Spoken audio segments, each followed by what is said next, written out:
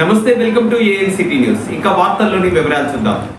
భద్రాద్రి కొత్తగూడెం జిల్లా ఇల్లెందు పట్టణంలోని గిరిజన బాలికల ఆశ్రమ పాఠశాలలో విద్యార్థినీల పట్ల అసభ్యంగా ప్రవర్తించిన కీచక టీచర్ ఆంగోతు రామ్దాస్పై పోలీసులు పోక్సో కేసు నమోదు చేశారు.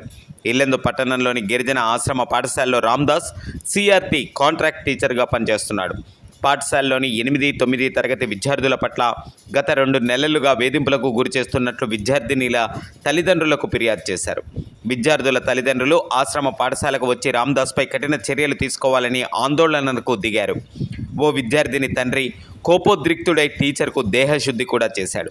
ఈ నేపథ్యంలో సమాచారం మేరకు పోలీసులు రామ్దాస్ను అదుపులోకి తీసుకున్నారు.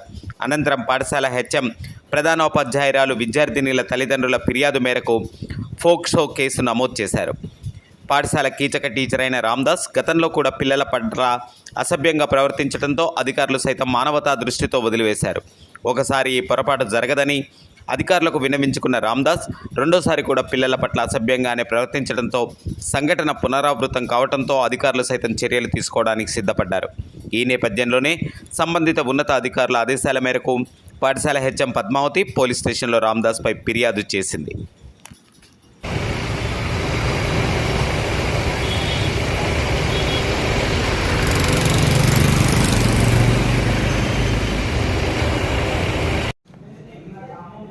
ఈరోజు ఇల్లెందు గిరిజన బాలికల హాస్టల్లో ఒక సంఘటన జరిగింది.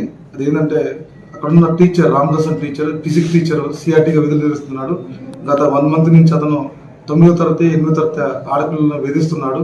అసభ్య ప్రవర్తనతో వేధిస్తున్నాడు. ఈ క్రమంలో వాళ్ళ పేరెంట్స్పై అడిగి అక్కడ ఇష్యూ చేయడం జరిగింది. దాని క్రమంలో ప్రధానోపాధ్యాయులైన సూర్ణపాక పద్మావతి గారు కంప్లైంట్ ఇచ్చినారు. దాని ప్రకారం అతని మీద పోక్సో చట్టం కింద కేసు నమోదు చేసి అతను కోర్టుకు తరలించడం జరుగుతుంది. వార్తలు ఇంతటితో సమాప్తం. తిరిగి ప్రసారమయ్యే ఏఎన్సిటీ న్యూస్ లో మళ్ళీ కలుసుకుందాం. అంతవరకు సెలవు. నమస్కారం.